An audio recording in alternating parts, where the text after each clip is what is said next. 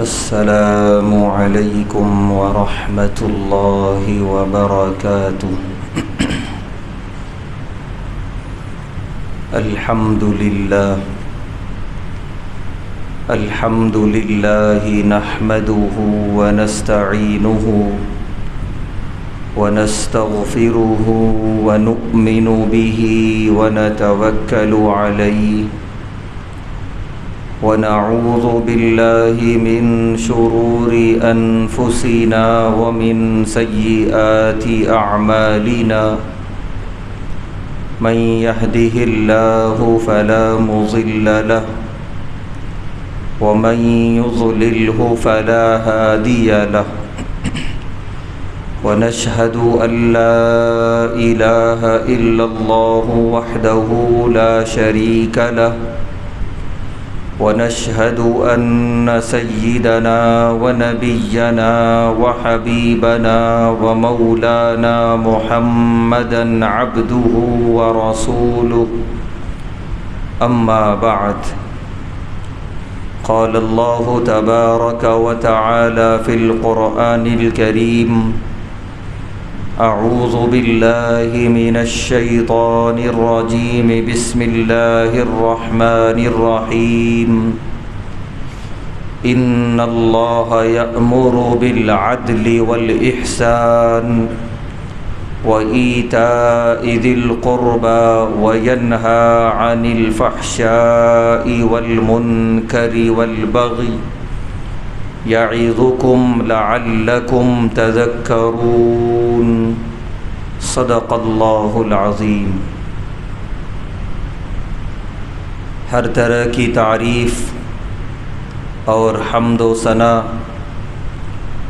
اللہ بزرگ و برتر کے لائق ہے، جس کا کوئی شریک نہیں، جس کا کوئی ساجی اور ہمسر نہیں، جو ہمیشہ سے ہے اور ہمیشہ رہے گا۔ لاکھوں درود و سلام نازل ہوں ہم سب کے پیارے آقا، پیارے حبیب احمد مجتبی محمد مصطفیٰ صلی اللہ علیہ وسلم پر، اور آپ کی آل اور آپ کے اصحاب پر۔ محترم حضرات، ہم لوگ جس مذہب اور جس دین کے ماننے والے ہیں،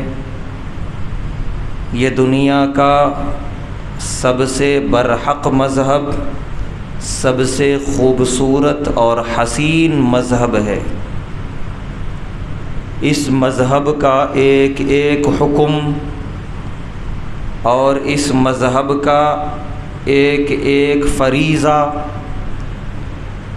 یہ انتہائی عقل کے مناسب ہے، انسانی فطرت اور انسانی مزاج کے مطابق ہے، اور ان احکامات کے کرنے میں انتہائی سنجیدگی ہے، وقار ہے، انسانیت ہے۔ اور یہ کیوں نہ ہوگا کہ یہ مذہب نہ کسی انسان کا بنایا ہوا، نہ کسی مخلوق کا، بلکہ یہ مذہب بنایا ہوا ہے اللہ رب العالمین کا، جو اللہ بہتر جانتے ہیں انسان کے لیے کیا نفع بخش ہے، کیا نقصان دہ ہے۔ جو چیزیں نفع بخش ہیں انہیں اللہ نے حلال قرار دیا، جو چیزیں نقصان دہ ہیں اللہ نے انہیں حرام قرار دیا۔ اس کے برخلاف دنیا میں جو دوسرے مذاہب ہیں، کچھ مذہب تو وہ ہیں جو انسانوں نے اپنی عقل سے بنائے۔ ان مذہب کو اگر ہم بغور دیکھیں یا بغور پڑھیں تو ایک نہیں 1000 جگہ ہم کو سوالات ہوں گے، اعتراضات ہوں گے، اور ایسے ایسے احکامات کہ جو انسانی عقل قبول ہی نہیں کر سکتی۔ اور کچھ مذہب ایسے ہیں اس دنیا میں جو آئے تو تھے آسمان سے، اللہ کی جانب سے، لیکن بعد میں اس مذہب کے ماننے والوں نے اس میں تحریف کر دی، اس میں تبدیلیاں کر دیں اور مذہب کا چہرہ ایسا بنا دیا کہ ویسا بالکل نہیں جیسا آسمان سے آیا تھا۔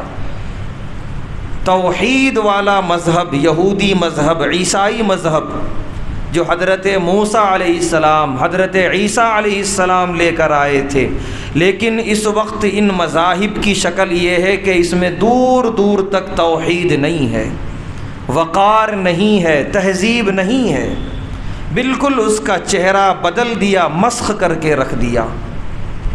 لیکن الحمدللہ مذہب اسلام نہ تو کسی انسان کا بنایا ہوا بلکہ اللہ کا بنایا ہوا، اور اس مذہب اسلام کے دنیا میں آنے کے بعد اس میں رائی کے دانے کے برابر بھی کوئی تبدیلی نہ ہوئی، نہ ہو سکتی ہے، کیونکہ اس کی ذمہ داری اللہ نے لی کہ یہ قرآن اور یہ مذہب اس کے نازل کرنے والے ہم ہیں، اور اس میں کوئی تبدیلی قیامت تک نہیں ہو سکتی۔ قرآن محفوظ تو مذہب اسلام بھی محفوظ۔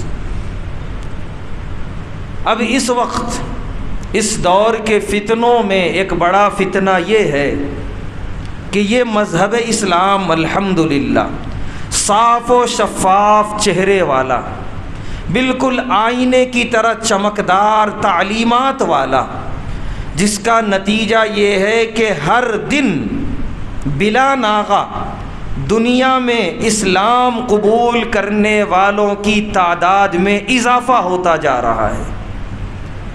کبھی کبھی ایسے چہرے اسلام قبول کرتے ہیں کہ دوسرے مذہب والے دنگ رہ جاتے ہیں، اور دنگ نہیں بلکہ اندر سے جل بھن کے رہ جاتے ہیں کہ ایسا کیوں ہوا، اس شخصیت نے کیوں اسلام قبول کر لیا، یہ تو ہمارا تھا، یہ تو ہمارے نعرے لگانے والا تھا، لیکن یہ اسلام کے دامن میں کیوں پناہ لے لیا۔ یہ ہر دوسرے تیسرے دن ایسے واقعات دنیا میں ہو رہے ہیں، کیونکہ دنیا کی میڈیا اسلام کے ہاتھ میں نہیں ہے، یہودیوں کے ہاتھ میں ہے، اس لیے اس دنیا کو چھپایا جا رہا ہے۔ اسلام کے قریب جو دنیا آ رہی ہے یا جو اسلام کے سایہ عاطفت میں پناہ لے رہی ہے، اسے پردہ ڈال دیا جاتا ہے، دنیا کی نظروں کے سامنے اسے نہیں آنے دیا جاتا۔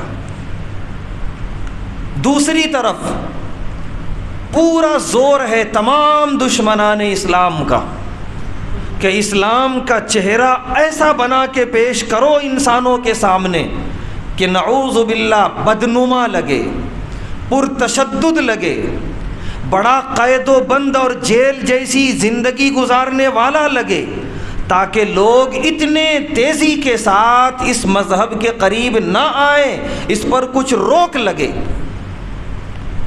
لہذا اس کے لیے ایک بہت بڑی لابی پوری دنیا میں کام کر رہی ہے، جس کا کام ہی یہی ہے اسلام میں برائیاں تلاش کرنا، نعوذ باللہ، نقص تلاش کرنا۔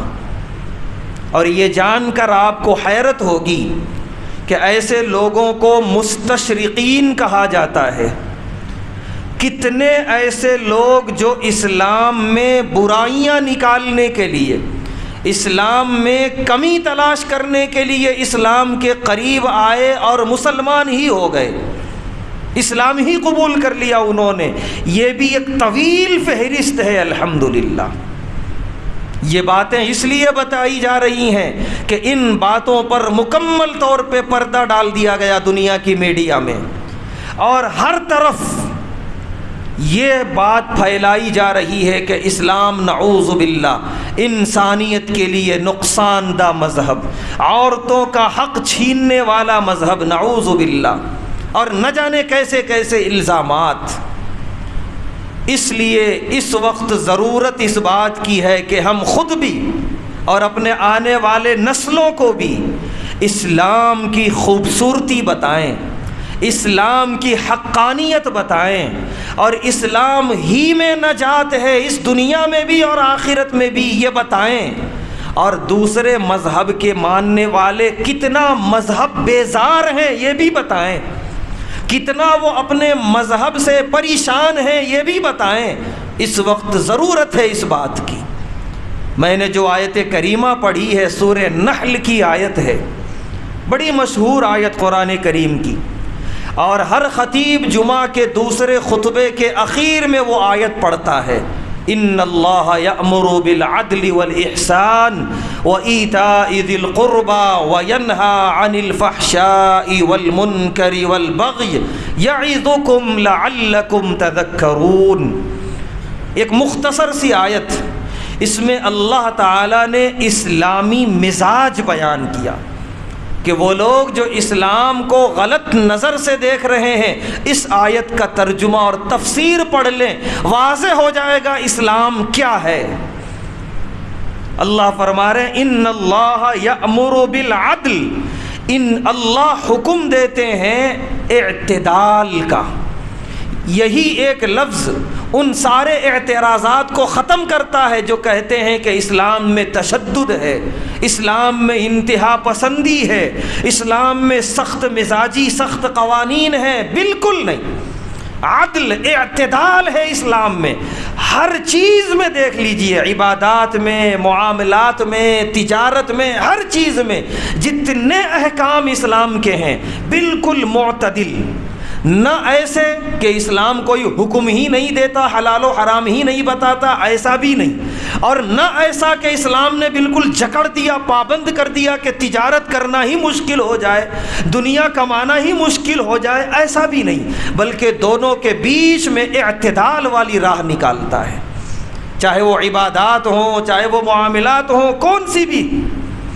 مثال کے طور پہ اللہ نے پیدا کیا ہم انسانوں کو عبادت کے لیے، اس کے ساتھ اللہ نے ضروریات بھی لگا دی، ہمیں بھوک بھی لگتی ہے، ہمیں پیاس بھی لگتی ہے، مرض ہے، صحت ہے، دیگر ضروریات زندگی ہے، اس کی بھی تکمیل کرنا ہے۔ اللہ تعالیٰ نے ان تمام ضروریات کو پیش نظر رکھ کر پیدا کیا ہے عبادت کے لیے، مگر پورے 24 گھنٹوں میں صرف 5 وقت کی نمازیں اللہ نے فرض کی۔ جس مقصد کے لیے اللہ نے پیدا کیا اس کے لیے صرف 5 وقت 24 گھنٹوں میں، اور جو صرف دنیا کی حد تک ہے ضروریات زندگی، اس کے لیے بقیہ پورا وقت دے دیا۔ اب بتائیے کہاں ہے تشدد، کہاں ہے سختی؟ ہونا تو یہ چاہیے تھا 24 گھنٹوں میں کم سے کم 15-16 گھنٹے عبادت کرواتے، باقی 6-8 گھنٹے اللہ دیتے دنیا کی ضروریات کے لیے، لیکن نہیں۔ 5 وقت کی نماز میں کتنا وقت لگتا ہے؟ ایک نماز کے لیے 15 منٹ لے لیں ہم، 5 وقت کی نماز 1.25 گھنٹے، اور کچھ ہم نے وقت زائد دے دیا 1.5 گھنٹہ، حد سے حد 2 گھنٹہ مان کے چلیں ہم۔ 24 گھنٹوں میں 2 گھنٹے عبادت کے لیے ہیں، باقی 22 گھنٹے ہماری دنیاوی ضروریات کی تکمیل کے لیے۔ اب اس سے بڑا اعتدال اور کیا ہوگا؟ لیکن ہاں یہ 5 وقت بھی آنا ہے، اب اس میں کوئی چھوٹ نہیں ہے، کیونکہ ہم کو پیدا کیا اللہ نے اور جانا ہے اسی اللہ کے پاس۔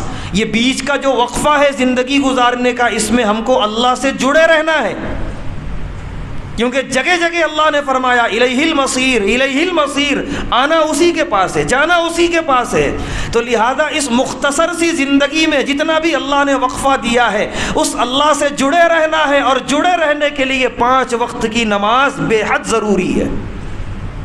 تو ایسا بھی نہیں کہ اللہ نے اپنا جوڑ ختم کر دیا بندوں سے کہ تم چاہو تو عبادت کرو، چاہو تو نہ کرو، اور اللہ سے کوئی تعلق ہی نہ رہا بندوں کا، یہ بھی نہیں۔ اور ایسا بھی نہیں کہ اللہ نے ایسا پابند کر دیا کہ انسان جکڑ کے رہ جائے، بالکل ایسا بھی نہیں۔ دوسرے مذاہب میں دیکھیے، جس مذہب کے لوگ ہمارے اس دیار میں رہتے ہیں ہمارے ساتھ، اس کے اندر ایسی کوئی پابندی نہیں ہے۔ اگر آدمی چاہے تو جائے اپنے اس خدا کے گھر میں اور خدا کی پوجا کرے، نہ چاہے تو نہ جائے۔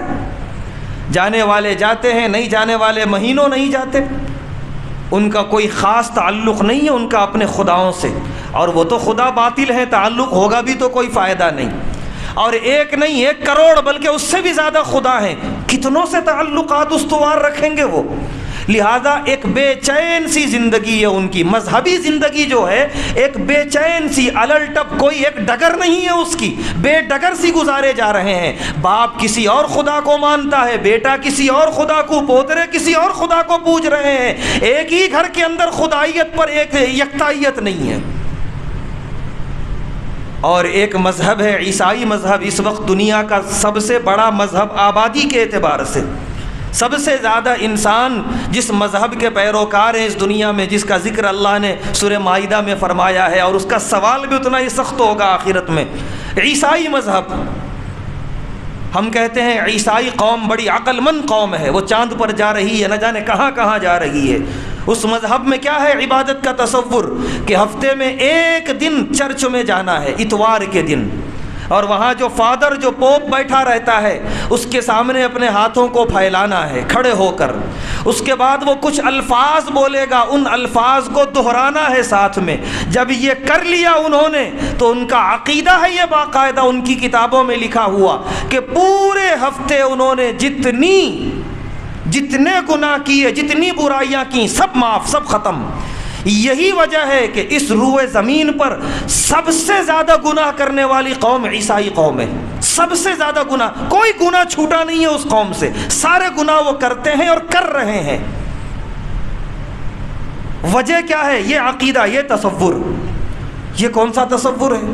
اور کہتے ہیں کہ حضرت عیسیٰ علیہ السلام ان کے عقیدے کے مطابق جو پھانسی پر چڑھا دیے گئے تو انہوں نے پھانسی پہ چڑھ کے تمام عیسائی قوم کے گناہوں کا کفارہ ادا کر دیا، جبکہ قرآن میں اللہ نے فرمایا کہ یہ انسانی عقل قبول نہیں کرتی، ایک آدمی گناہ کرے دوسرا کفارہ ادا کرے، اور یہاں پوری قوم کے گناہوں کا کفارہ عیسیٰ علیہ السلام ادا کرے، ہو ہی نہیں سکتا۔ وَلَا تَزِرُ وَازِرَةٌ وِزْرَ أُخْرَى، قرآن میں اللہ نے فرمایا کوئی کسی کا بوجھ نہیں اٹھائے گا، ہر ایک اپنا گناہ لے کر اللہ کے سامنے حاضر ہوگا اور جواب دہ ہوگا۔ تو یہ ان کا تصور۔ اسلام کا تصور یہ ہے اللہ سے جڑے رہنا ہے، ہر دن 5 وقت کی نماز ادا کرنا ہے، اور ایسا نہیں کہ مسجد کے باہر کی زندگی میں جتنے گناہ کیے نماز پڑھتے ہی سب دھل جائیں گے، ایسا نہیں ہے۔ حقوق العباد کے جتنے گناہ تم نے کیے ہوں گے، کسی کا کوئی روپیہ پیسہ ہڑپ کیا ہوگا، کسی کا حق مارا ہوگا، کسی کی غیبت کی ہوگی، کسی کی خیانت کی ہوگی، یہ سب اس مسجد کے باہر معافی مانگ کر آنا ہے مسجد کے اندر، یہ اسلام کہتا ہے۔ ورنہ نعوذ باللہ یہ خدا کا ظلم ہو جائے گا کہ ایک طاقتور انسان کمزور انسانوں کی حق تلفی کرے اور رب کے پاس جائے، رب معاف کرتا چلا جائے، تو کیا رب کمزوروں کا نہیں ہے؟ کیا رب ان مظلوموں کا نہیں ہے؟ ایک شدید اعتراض، یہ عیسائی مذہب پر ایک بہت بڑا اعتراض جس کا جواب عیسائیوں کے پاس نہیں ہے۔ بس صرف اتنا ہی کہ ہمارے نبی ہمارے عیسیٰ علیہ السلام سب کا کفارہ ادا کر کے چلے گئے، نعوذ باللہ۔ یہ تو کوئی بات ہوئی نہیں۔ دنیا کی عدالتیں، دنیا کا قانون اس کو قبول نہیں کرتا، اور اتنی عقل مند کہلانے والی قوم ہر اتوار اسی عقیدے کے ساتھ چرچوں میں حاضری دیتے ہیں۔ یہ ہے خوبصورتی ان کے اندر، اور یہ ہے ہمارے برادران وطن کے مذہب کی خوبصورتی ہے اسلام کے اندر الحمدللہ، جو عقل کو بھی لگتی ہے اور انسان بھی جو ہے اسے قبول کرنے کے لیے تیار ہو جاتا ہے۔ اور عبادتیں کیا ہیں غیروں کی؟ قرآن میں اللہ نے خود فرمایا بکاء و تصدیہ، کہ یہ غیر جو عبادت کرتے ہیں ان کی عبادت ہے سیٹیاں بجانا، تالیاں بجانا۔ مکاء و تصدیہ، مکا کہتے ہیں سیٹیاں بجانے کو اور تصدیہ کہتے ہیں تالیاں بجانے کو۔ یہ تو کوئی نئی چیز نہیں ہے ہمارے لیے، ہم جا کر مشرکوں کے بت خانوں میں دیکھ لیں کہ جب ان کا وقت ہوتا ہے گھنٹیوں کی آوازیں، تالیوں کی آوازیں اور کچھ الٹے سیدھے زبان سے چیخنے اور گانے کی آوازیں، کچھ سمجھ میں نہیں آتا کہ یہ ہو کیا رہا ہے، بلکہ ایک سنجیدہ انسان اگر چلا جائے تو الٹے پاؤں واپس آ جائے، یہ کیا بے سنجیدگی ہے؟ اس میں تو کہیں انسانیت نظر نہیں آتی۔ اور ایک عبادت ہے الحمدللہ نماز، سارے انسانوں کے لیے دعوت ہے، یہ ایک سبق ہے پوری انسانیت کے لیے۔ آؤ دیکھو اس کے اندر کتنی سنجیدگی ہے کہ تکبیر تحریمہ باندھنے سے لے کر سلام پھیرنے تک سراپا اوقات میں رہتا ہے ایک انسان، سراپا وقار، سراپا تہذیب، سراپا سنجیدگی، نگاہیں نیچی متواضع انداز میں قیام ہے، تواضع کے ساتھ سجدہ ہے، تواضع کے ساتھ رکوع ہے اور اسی طریقے سے تشہد ہے، کوئی چیخ و پکار نہیں، کوئی نعوذ باللہ گھنٹیوں کی آوازیں نہیں، بلکہ یہاں تک امام اعلان کرتا ہے کہ موبائل کی آوازیں بھی بند کر دی جائیں تاکہ پورے خشوع خضوع کے ساتھ نماز ادا کی جائے۔ ایک طویل فہرست ہے ان لوگوں کی بھی جنہوں نے صرف ہماری نماز کو دیکھ کر اسلام قبول کر لیا کہ یہ عبادت واقعتاً عبادت ہے۔ تو اللہ نے فرمایا ان اللہ یأمر بالعدل والاحسان، کہ اللہ جو تمہیں کرنے کا حکم دے رہے ہیں ان تمام کاموں کو دیکھ لو، اس میں اعتدال ہے، اس میں حسن ہے، خوبصورتی ہے۔ یہ آیت کریمہ ان اللہ یأمر بالعدل والاحسان جب نازل ہوئی، مدینہ طیبہ کے قریب ایک قبیلہ آباد تھا جس کے سردار کا نام تھا اقسم بن صیفی۔ ان کو یہ خبر ملی کہ مسلمانوں کے آخری نبی مدینہ طیبہ حاضر ہوئے ہیں، ہجرت کر کے آئے ہیں اور اسلام ایک مذہب لے کر آئے ہیں۔ تو اس سردار نے اپنے 2 قاصد کو روانہ کیا کہ جاؤ مدینہ طیبہ، اس مذہب کو دیکھ کر اور اس کا تعارف لے کر آؤ میرے پاس۔ چنانچہ دونوں قاصد حاضر ہوئے، پیارے نبی صلی اللہ علیہ وسلم کی خدمت میں جو سوالات ان کے تھے وہ سوالات کیے۔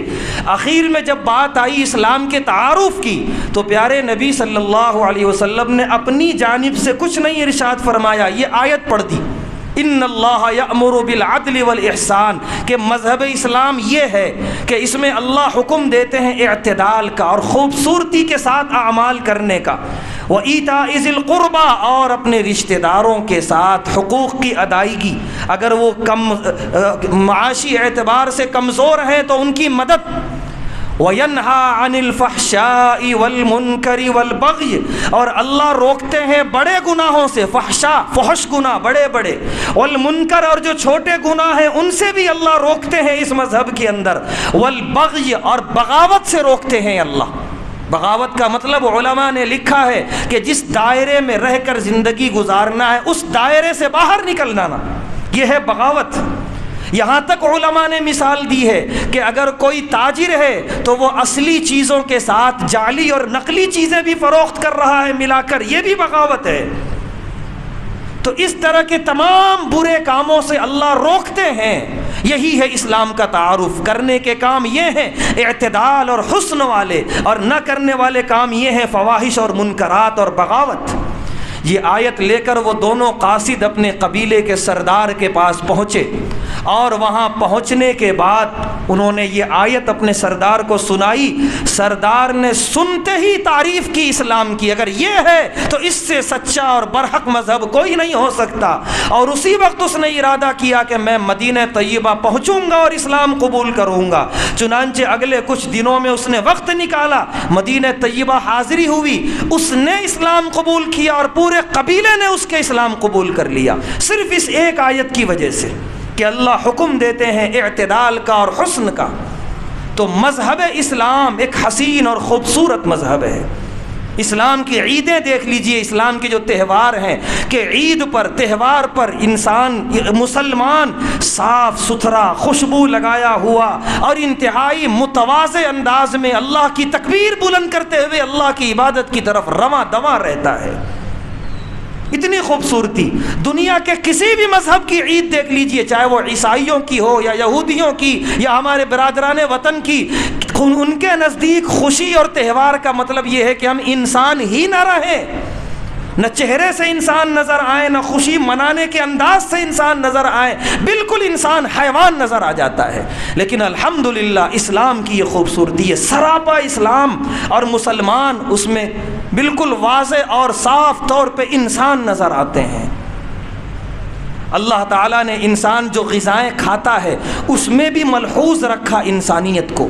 مسلمانوں کے لیے اللہ تعالیٰ نے ان جانوروں کو حلال قرار دیا جن جانوروں کے اندر خود شرافت ہے، پاکیزگی ہے دوسرے جانوروں کے مقابلے میں۔ گائے ہے، اونٹ ہے، بکرا ہے، یہ خود جو ماہر حیوانیات ہیں وہ خود کہتے ہیں کہ ان جانوروں کے اندر ایک طرح کی قدر تہذیب ہے، شرافت ہے، پاکیزگی ہے، اس کے گوشت میں پاکیزگی ہے۔ اللہ تعالیٰ نے ان پاکیزہ جانوروں کو حلال قرار دیا تاکہ انسان کی جو غذا بنے وہ بھی حلال رہے۔ لیکن دنیا والے بد سے بدتر جانوروں کو اپنی غذا بنا رہے ہیں. یورپ والے آج ترقی کر رہے ہیں، لیکن اس کے ساتھ ان سے بڑی بے حیا قوم دوسری نہیں ہے. جیسا کہ ابھی بات آئی، کوئی گناہ ایسا روئے زمین پر نہیں ہے جو عیسائی قوم اور یورپ کی قوم نہیں کر رہی ہے. اس کی وجہ علماء نے لکھی ہے، بہت بڑی وجہ، کہ وہ بد جانور کا گوشت کھاتے ہیں.